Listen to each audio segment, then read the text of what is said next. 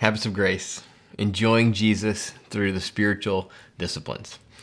This book is my effort to help you, whether you're new in the faith or whether you've been a Christian for a long time, to think about the kind of habits that you put into your daily life for accessing God's ongoing grace in our lives. The grace of God is not something that we just come into all at once and once for all when we come to Christ, when we're converted. But God gives us his ongoing grace in the Christian life. And Habits of Grace is about how we can keep accessing God's grace. Maybe you feel overwhelmed by the long list of spiritual disciplines, whether you can think of 10 or 12 or 15 or more, and you feel overwhelmed. How could I practice all those at once in my life? Barely have enough time for what I do now. Habits of Grace tries to get at the principles behind those various spiritual disciplines. And there are three main principles that the Bible teaches us about God's ongoing grace in our lives. The first is that we need to hear God's voice. We hear his voice in his word. The fundamental means of God's grace in the Christian life is his word. He starts it, he initiates, he speaks.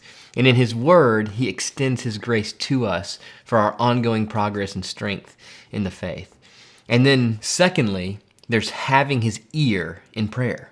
God not only speaks to us, but wonder of all wonders, he pauses, he stops, he stoops, and he wants to hear from us.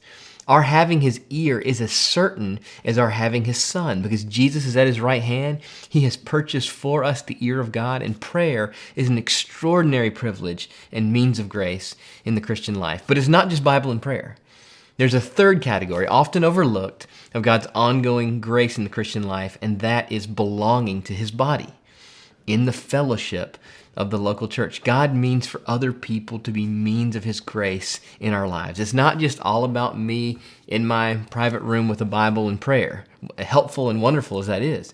But God means for us to live in community. He means for others to speak grace into our lives, and he means for us to be his instruments in speaking grace into the lives of others. So I hope that you will benefit from the simple structure of hearing his voice and having his ear and belonging to his body and thinking about the various personalized habits you can cultivate in your own life for accessing God's grace in those three ways. And I hope most of all that you'll see the centrality of joy in the Christian life, that having habits of grace, these are not chores. These are about accessing God's grace, about enjoying him, and finally about knowing and enjoying Jesus, not just going through the motions, not just checking boxes, but we want to know the Son of God. I hope you'll be helped by Habits of Grace.